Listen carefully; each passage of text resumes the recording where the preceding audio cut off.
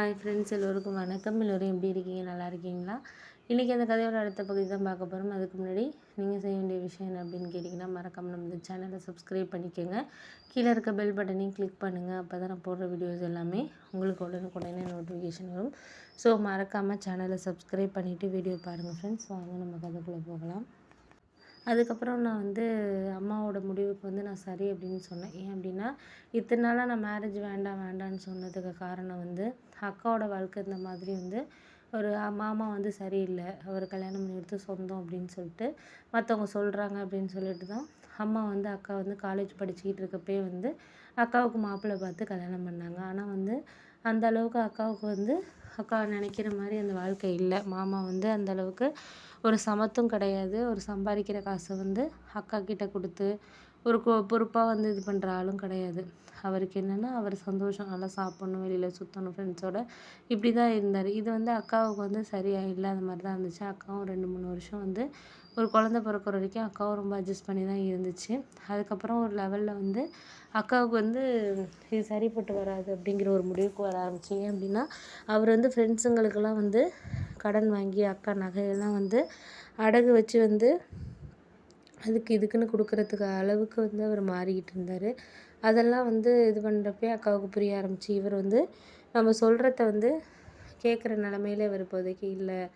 நம்ம இத்தனை வருஷமாக 4 வருஷமாக சொல்லியுமே கேட்காதவர் இப்போயே கிட்டத்தட்ட எல்லா நகைகளுமே அக்காவோட சமத்தினால தான் ஓரளவு இது பண்ணிக்கிட்டு இருந்துச்சு. ஆனால் இப்போ போக போக அவர் பண்ணுறத பார்த்தா இன்னுமே இருக்கிற வீடு எல்லாத்தையுமே இது பண்ணிடுவார் போல இருக்குது அப்படிங்கிற நிலமை ஆனதுக்கப்புறம் அக்கா அவர்கிட்ட இனிமேல் நமக்குள்ளே ஒத்து வராது அப்படின்னு சொல்லிட்டு குழந்தைய மட்டும் அழைச்சிட்டு எங்கள் வீட்டுக்கு வந்துடுச்சு. அது கிட்டத்தட்ட ஒரு 2 வருஷம் இங்கே தான், எங்கள் வீட்டிலே தான் இருந்துச்சு. அவரும் எவ்வளோ சமாதானப்படுத்துறதுக்கு வந்தார். ஆனால் அக்காவுக்கு அவர் திருந்தின மாதிரி ஒரு இதுவுமே கிடையாது. அதுக்கப்புறம் நாங்களும் எவ்வளோ அட்வைஸ் பண்ணோம். ஏன்னா அக்கா பண்ணதில் தப்பு இல்லைன்னு எனக்கு தோணுச்சு. ஏன் அப்படின்னா, ஓரளவு நல்ல இதாக இருந்தால் பரவாயில்ல. எதாக இருந்தாலும் அக்காவுக்கு ஒரு 10 ரூபா செலவு பண்ணுறது, குழந்தைக்கு செலவு பண்ணுறதுனா அவர் யோசிக்கிறாரு. ஆனால் இதே அவங்க ஃப்ரெண்ட்ஸுங்களுக்கு இப்படி செலவு பண்ணுறதுனா மட்டும் அவர் இந்த மாதிரி ஒரு உதாரியாக இருக்கிறாரு அப்படின்னு சொல்லிட்டு அதுக்கப்புறம் அக்கா படிச்சுட்டு அப்போ தான் காலேஜ் முடிச்சிருந்துச்சு. அதுக்கப்புறம் 2 இயர்ஸ் வீட்டில் தான் இருந்துச்சு. அப்புறம் டெய்லரிங் இதெல்லாம் கொஞ்சம் அக்காவுக்கு கொஞ்சம் இன்ட்ரெஸ்ட் இருந்துச்சு. அதனால் நான் என்ன சொன்னேன்னா, உனக்கு எதில் இன்ட்ரெஸ்ட் இருக்கோ, நான் அப்போ காலேஜ் படிச்சுக்கிட்டு இருந்தேன். நான் சொன்னேன், இது மாதிரி உனக்கு எதில் இன்ட்ரெஸ்ட் இருக்கோ அதில் நீ இது பண்ணுக்கா, அதில் நீ கான்சன்ட்ரேஷன் பண்ணு, அதில் பண்ணி நீ ஒழுங்காக இது பண்ணினாலே எங்களுக்கு போதும்க்கா, வேறு எதுவும் எங்களுக்கு தேவையில்லை அப்படின்னு சொல்லிட்டு சொன்னோன்னே, அதுக்கப்புறம் எங்கள் அக்கா புரிஞ்சுக்கிடுச்சு.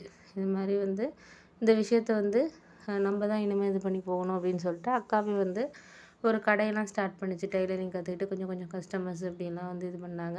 வீட்டில் உள்ளவங்களுக்குலாம் தச்சு கொடுத்துச்சு.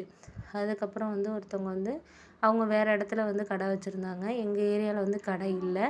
அதனால கடையை நீங்கள் ஓனராக இது பண்ணுங்கள், நான் முதல்ல இதெல்லாம் போடுறேன், இப்போ ஒரு நாளைக்கு 1000 ரூபா வியாபாரம் ஆணுச்சு, துணி எல்லாமே விற்கிறது எல்லாமே, அதில் நீங்கள் உங்களோட சம்பளமாக ஒரு 500 ரூபா எடுத்துக்கோங்க, மீதி எனக்கு 500 ரூபா கொடுத்தா போதும் அப்படிங்கிற மாதிரி அவங்க நிறைய ஏரியாவில் வச்சுருந்ததுனால அதுக்கப்புறம் அவங்களே எனக்கு இது பண்ணாங்க. சரி ஓகே அப்படின்னு சொல்லிட்டு எங்கள் அக்காவுக்கு அது ஒரு நல்ல ஐடியா. ஏன்னா நம்மளால் இப்போக்கி 1 லட்சம் 2 லட்சம் போட்டெல்லாம் தொழில் ஆரம்பிக்கிறதுங்கிறது ரொம்ப கஷ்டம்.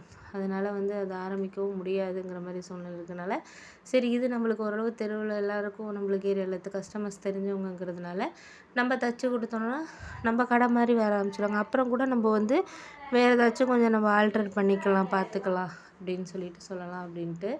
அதுக்கப்புறம் சரி ஒரு சில விஷயங்களை நம்மளுக்கு என்ன தான் நம்மளுக்கு இது பண்ணாலுமே ஒரு சில விஷயத்த நம்மளுக்கு கொஞ்சம் இது பண்ணி தான் நம்ம பொறுமையாக பார்க்கணும் அப்படின்ட்டு அக்காவுக்கு நானும் கொஞ்சம் கடையில் சப்போர்ட் பண்ணேன். அப்போ நான் காலேஜ் ஃபைனல் இயர் படிச்சுட்டு இருந்ததுனால அக்கா கொஞ்சம் அவங்க கடையில் வர கஸ்டமருக்கு ஈவினிங்லாம் இது பண்ணுறது, அதெல்லாம் ஓரளவு கஸ்டமர்ஸ் எல்லாம் இது பண்ணுறது அப்படின்னு சொல்லிட்டு ரொம்ப அதுக்கப்புறம் நானும் சரி ஓகே இதுக்கப்புறம் என்ன நடக்குது அப்படிங்கிறத நம்ம பார்க்கலாம் அப்படின்னு சொல்லிட்டு ஒரு சில விஷயங்களை நான் இது பண்ணேன். அதுக்கப்புறம் புரிஞ்சுக்கிட்டேன். சரி நம்ம இதுக்கப்புறம் சில விஷயத்த நம்ம இது பண்ணணும் அப்படின்ட்டு அக்கா கொஞ்சம் ஹெல்ப் பண்ண ஆரம்பிச்சு. அவங்களும் புரிஞ்சுக்கிட்டாங்க. புரிஞ்சுக்கிட்டு ஒரு சில விஷயத்த அவங்களுமே எனக்கு ஹெல்ப் பண்ணது எல்லாத்தையுமே அக்கா அதுக்கப்புறம் கொஞ்சம் பிஸ்னஸை டெவலப் பண்ண ஆரம்பிச்சிச்சு. அதுக்கப்புறம் நானும் படிப்பு முடிச்சுட்டு ஒரு நல்ல வேலையில் போய் ஒரு 30,000 சம்பளத்துக்கு எனக்கு வேலை கிடச்சிச்சு. நல்ல ஒரு ஏரியாவில் வேலை கிடச்சிச்சு. அதுக்கப்புறம் நான் வந்து அங்கேருந்து ஒரு ஹாஸ்டலில் தங்கியிருக்க மாதிரி ஒரு சூழ்நிலை. ஏன் அப்படின்னா நம்மளுக்கு இப்போ வேலை கிடைக்கிறதே நம்மளுக்கு கஷ்டமாக இருக்கிறப்போ நம்மளுக்கு கண்டிப்பாக வந்து நம்மளால் வந்து இந்த அளவுக்கு நம்மளால் இது பண்ண முடியுமா அப்படிங்கிற மாதிரி தான் இருந்துச்சு. சரி ஓகே பார்த்துக்கலாம், கிடைக்கிற வேலையை நம்ம ஃபஸ்ட்டு வேணான்னு சொல்லிட்டு ஒரு 30,000 சம்பளங்கிறது நம்மளுக்கு ஸ்டார்டிங், போக போக அதிகமாகும் அப்படின்னு சொல்லிட்டு அக்காவும் பிஸ்னஸ் எல்லாம் இது பண்ணிவிட்டு குழந்தையும் வளர்த்துக்கிட்டு இருந்துச்சு. அதுக்கப்புறம் மாமா கொஞ்சம் மனசு மாதிரி அக்காவை தேடி